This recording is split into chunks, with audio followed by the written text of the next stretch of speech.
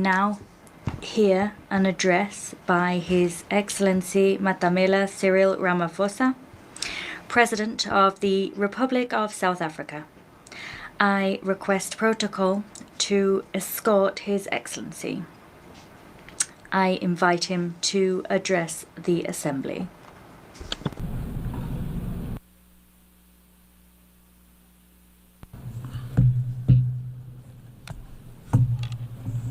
Thank you, Your Excellency, the Chair of the Assembly. We take this opportunity to thank the United Nations Assembly to give us a chance to speak. 30 years ago, South Africa was born as a new nation, equal, united, and free from apartheid. We adopted a new constitution as the birth certificate of our new nation. Our first democratic elections brought the tyranny of apartheid to an end, a system that this General Assembly had declared to be a crime against humanity.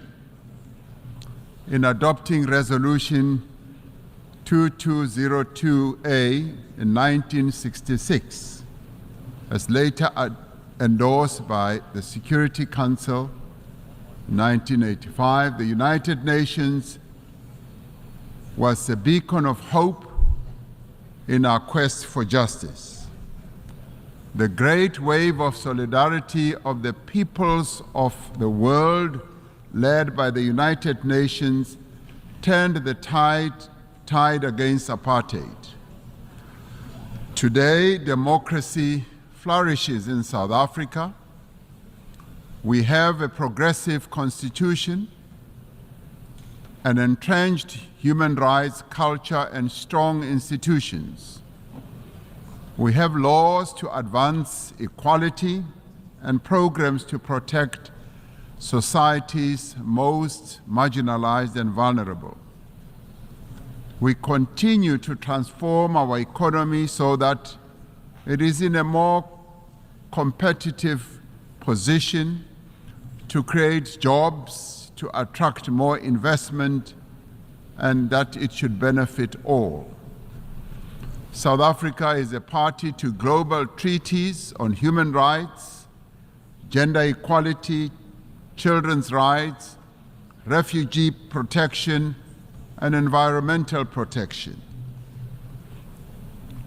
A few days ago, South Africa also endorsed the pact that charts the course for a better future for global governance and towards the attainment of the Sustainable Development Goals.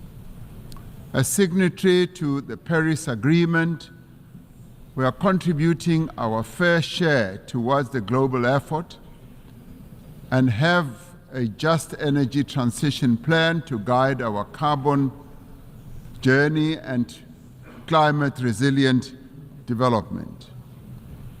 Through the African Union, we are working to advance Agenda 2063. We're involved in mediation and conflict resolution across our continent and actively contribute to peacekeeping missions. Our political culture has evolved and it continues to mature.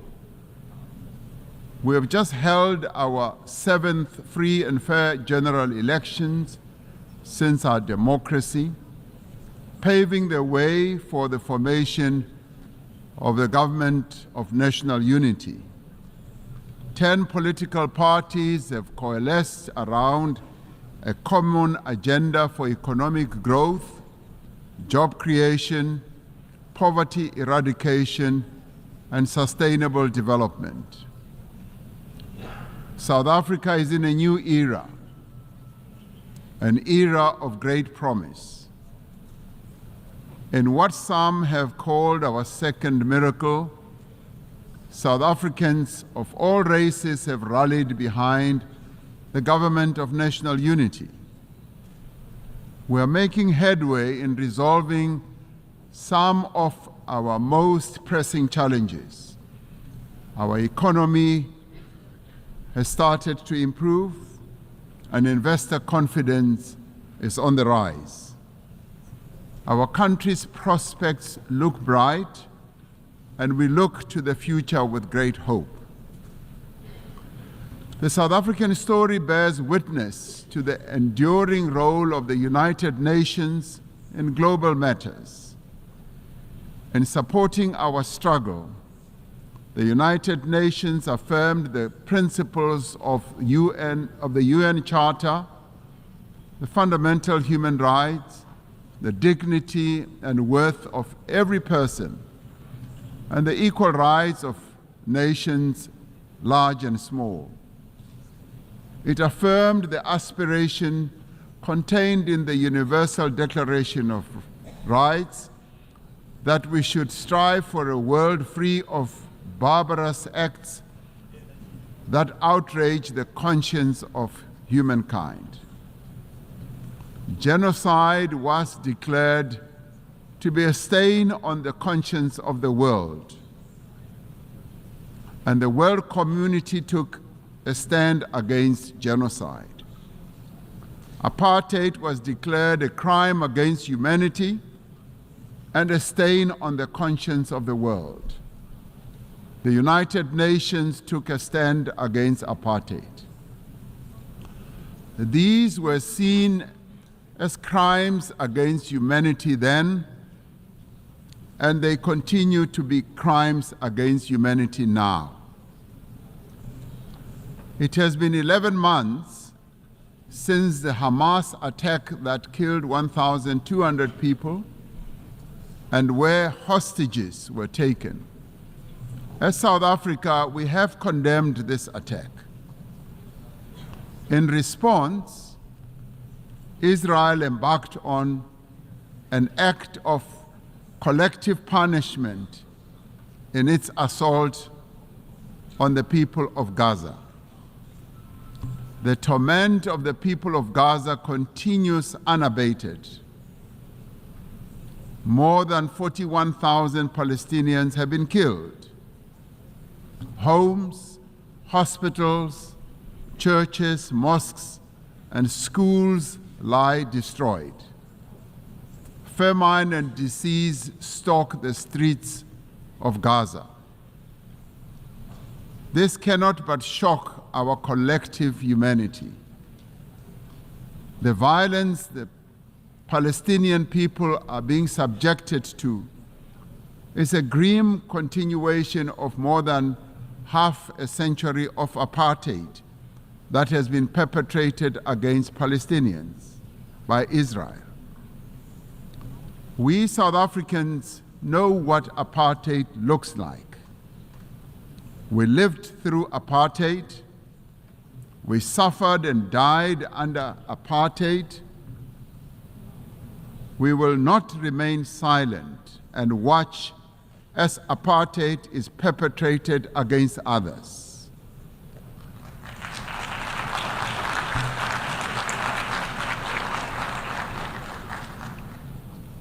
Through the United Nations and the instruments it wields, we must end the suffering that Palestinians are being subjected to.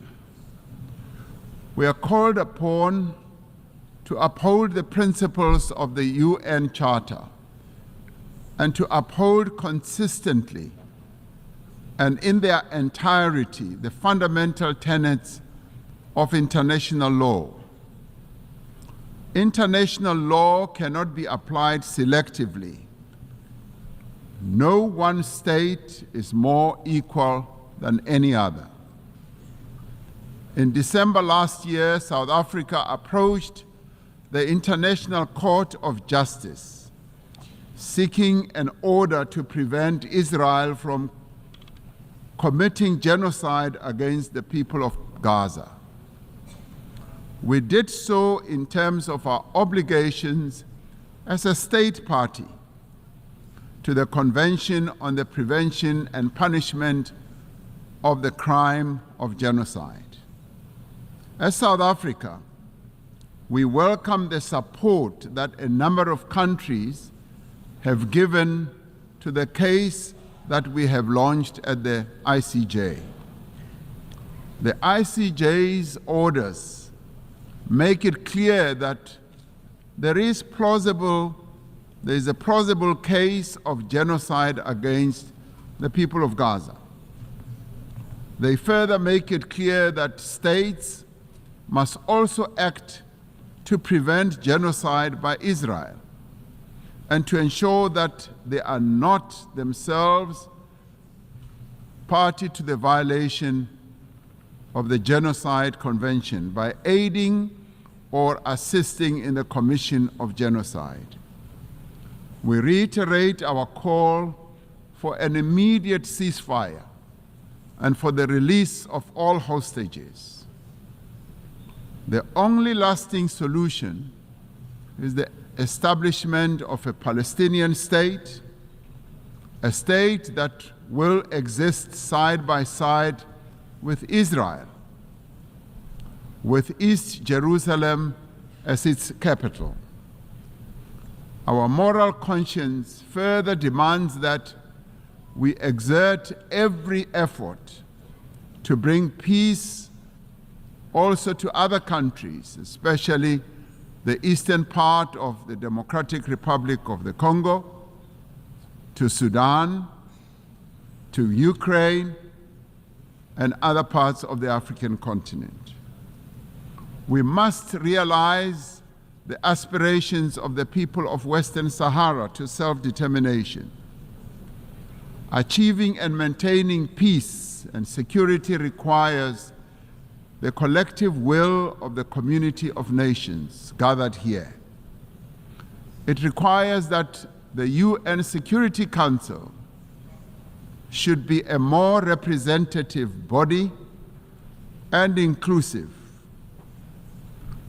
78 years since its formation, the structure of the United Nations Security Council remains largely unchanged.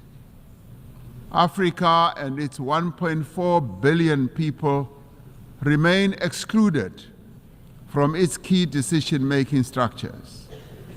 This cannot continue. The Security Council has not fulfilled its mandate to maintain international peace and security. The UN Security Council must be reformed as a matter of agency.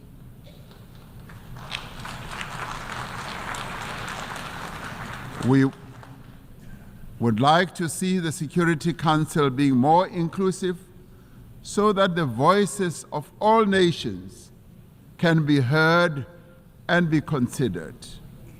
It cannot remain an exclusive club of just 5 nations to the exclusion of the many nations in the world. Africa stands ready to play its role in building a safer global order by participating in the work of the UN Security Council on the basis of respect and acceptance. The African Union and its member states are engaged in mediation, in dialogue and diplomacy across our continent to create conditions under which peace and development can take hold. There must be greater collaboration between the United Nations and the African Union towards resolving a number of conflicts and also in addressing the root causes of conflicts that continue to rage. Pandemics and endemics pose a serious threat to us all. We are concerned by the spread of mpox across the world and in Africa in particular. We urge the international community to mobilize vaccines and other medical countermeasures for deployment where they are most needed. Economic prosperity is key to sustainable peace. Through the Africa Continental Free Trade Area, we are establishing the foundation for a massive increase in trade and investment and infrastructure in our continent. The AFCFTA will further integrate regional economies and accelerate Africa's industrialization and economic growth. The climate crisis is now a full-blown climate emergency in the world. It impacts very devastatingly to both countries and citizens of many countries. Extreme weather, such as flooding, fires, and droughts, are becoming wreaking havoc on societies, economies, and the livelihoods of ordinary people.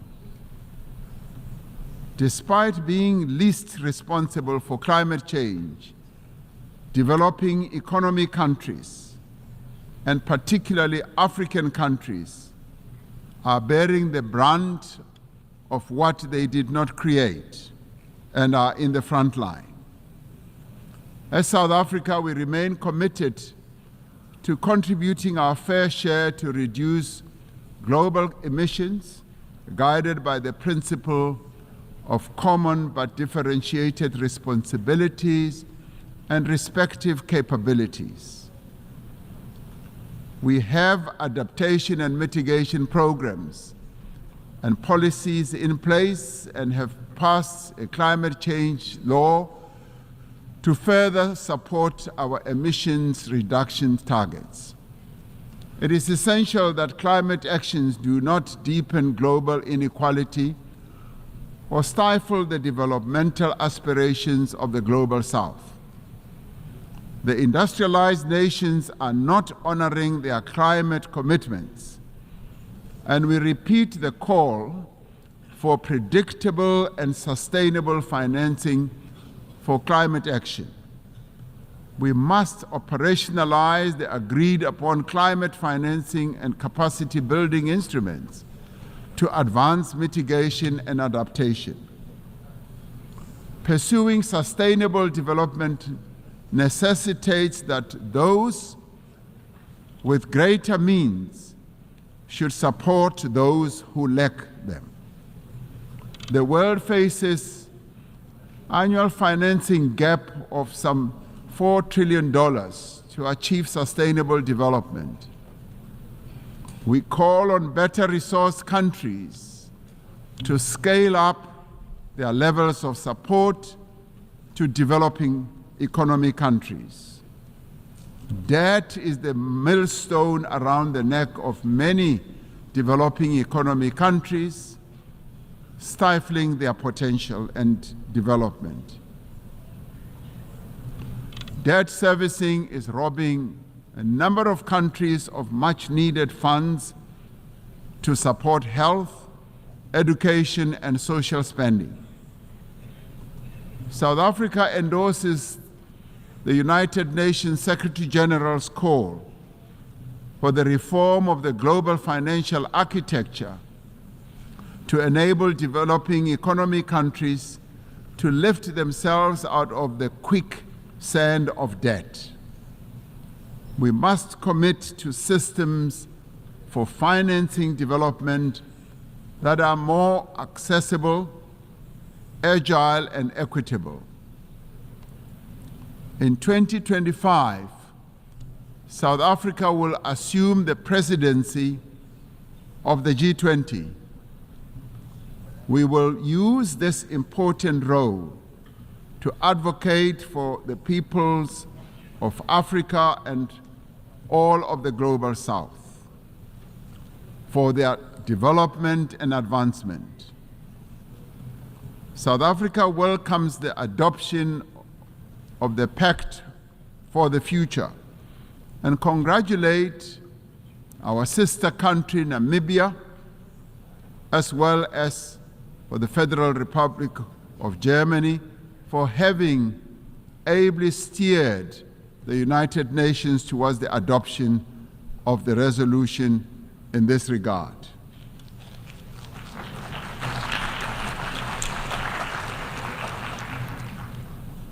This Pact of the Future is a platform for us to focus on those actions we need to take together to build a world in which the equal worth of every person and the equal worth of every country is recognized and valued.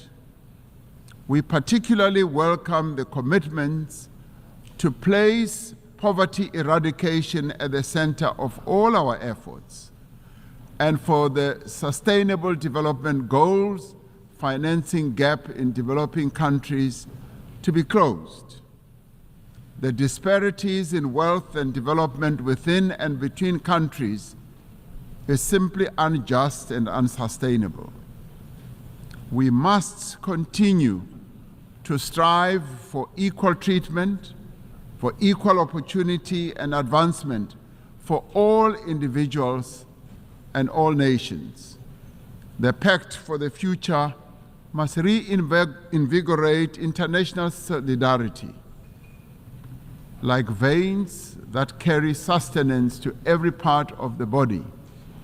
Solidarity is the lifeblood of human progress. It binds us together to nourish the greater good. It is achieving the greater good for the common good to which we all strive.